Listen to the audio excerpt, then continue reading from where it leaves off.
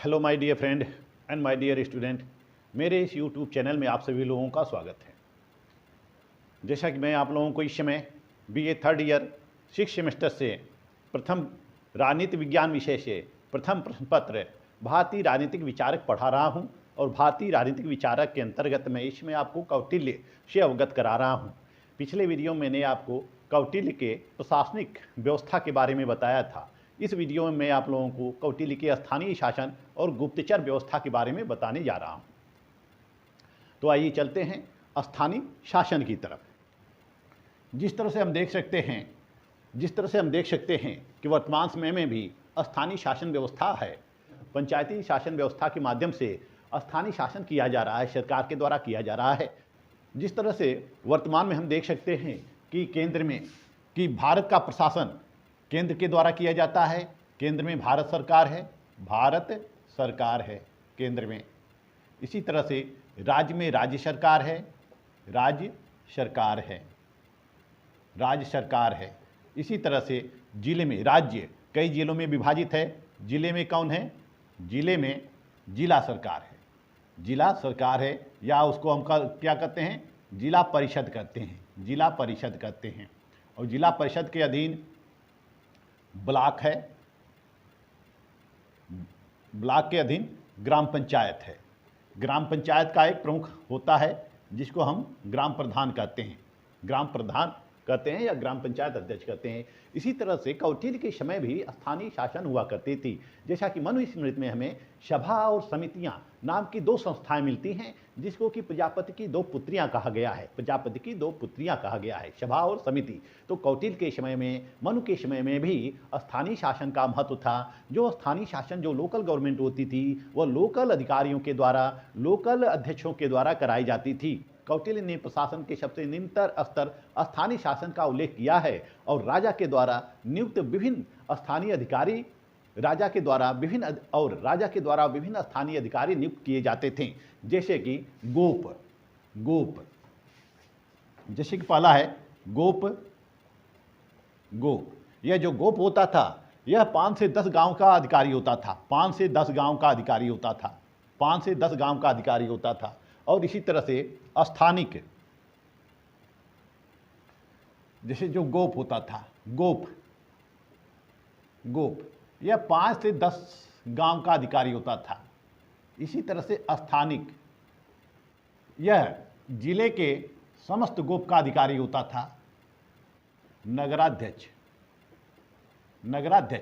यह नगर का अधिकारी होता था।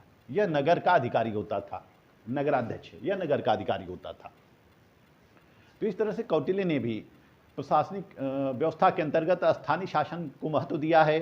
5 से 10 गांव यानी कि ग्रामिक, एक गांव का जो अधिकारी होता था उसको ग्रामिक कहा जाता था। 10 गांव का जो अधिकारी होता था उसको दसिक कहा जाता था मनुस्मृति के अनुसार। वहीं कौटिल्य ने अर्थशास्त्र में 5 से 10 गांव की जिम्मेदारी एक गोप को सौंपी है। वह गोप स्थानिक के माध्यम से अपने गांव का संचालन करता है। वह गोप जो होता है वह स्थानिक के अधीन होता है और जो स्थानिक होते हैं यह अपने उच्च अधिकारी के अधीन होते हैं। इस तरह से यह अंततः राजा के अधीन होते हैं। तो हम देखते हैं कि राजा के अधीन ही प्रशासनिक व्यवस्था संचालित की जाती थी। शासन का विकेंद्रीकरण किया जाता था। नीचे से लेकर ऊपर तक समस्त अधिकारी राजा के ही अधीन हुआ करते थे। तो इस तरह से नगर का जो प्रशासन होता था वह नगराध्यक्ष के द्वारा होता था। नगराध्यक्ष राजा के अधीन हुआ करते थे। तो इस तरह से हम देखते हैं कि स्थानीय शासन 3 व्यक्तियों के अधीन होता है, गोप के अधीन, स्थानिक के अधीन और नगराध्यक्ष के अधीन। और ये अपने मंत्रियों के अधीन होते थे, मंत्री राजा के अधीन होता था। आइए देखते हैं गुप्तचर व्यवस्था।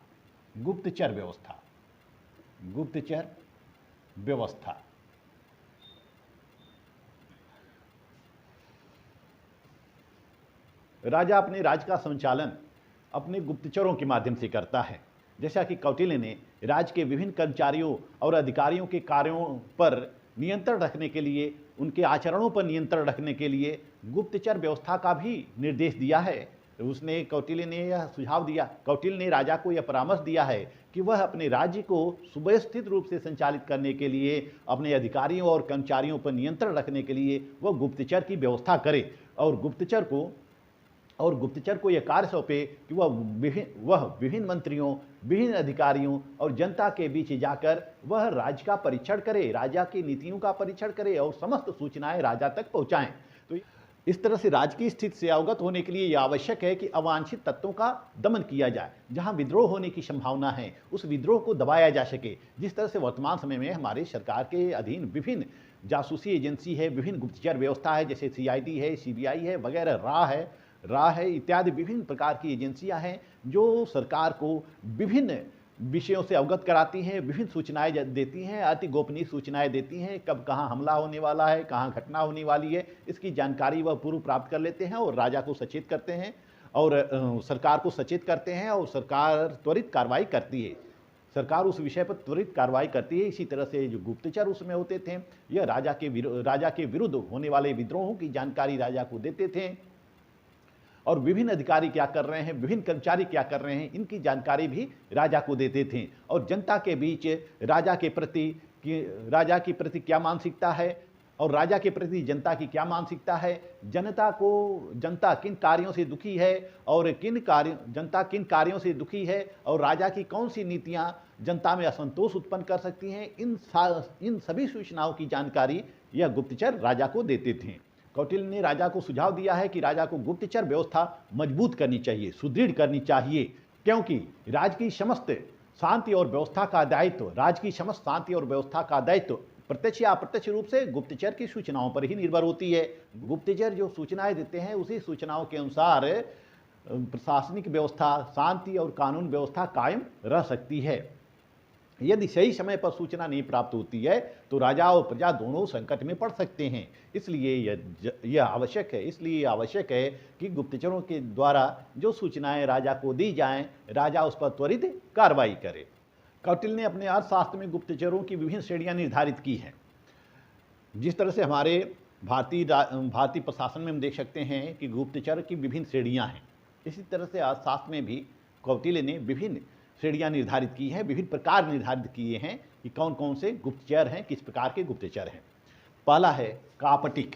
गुप्तचर व्यवस्था में पहला है कापटिक।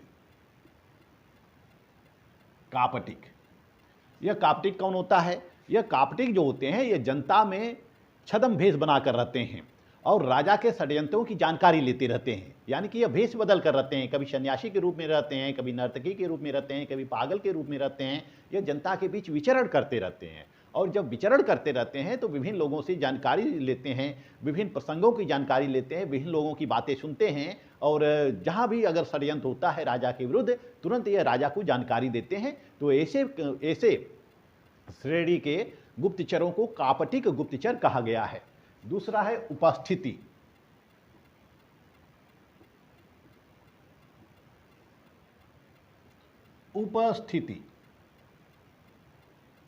यह जो उपस्थित होते हैं यह मठ बनाकर रहते हैं, सन्यासियों की तरह से जीवन व्यतीत करते हैं। यह कहीं जाते हैं गांव में मठ बना लेते हैं और सन्यासियों की तरह से जीवन व्यतीत करते हैं। छात्रों को पढ़ाते हैं, छात्रों को पढ़ाने का कार्य करते हैं, छात्रों में देशभक्ति जागृत करते हैं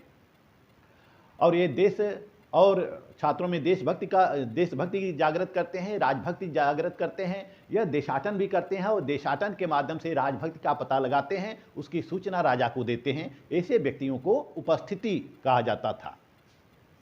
यानी कि इस प्रकार के जासूसों को या गुप्तचरों को उपस्थिति कहा जाता है। चौथा है गृहपतिक। गृहपतिक गुप्तचर कौन होते हैं? यह निर्धन किसानों के रूप में रहते हैं।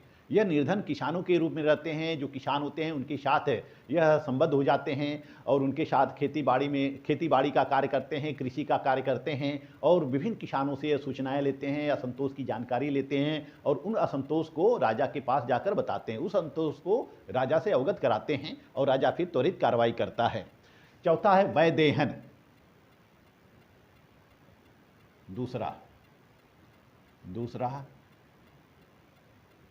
तीसरा, चौथा है वैदेहन।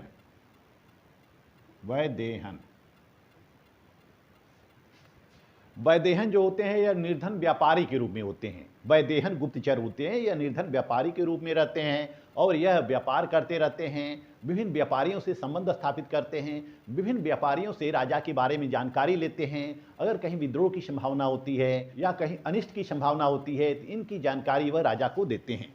पांचवा है तापस।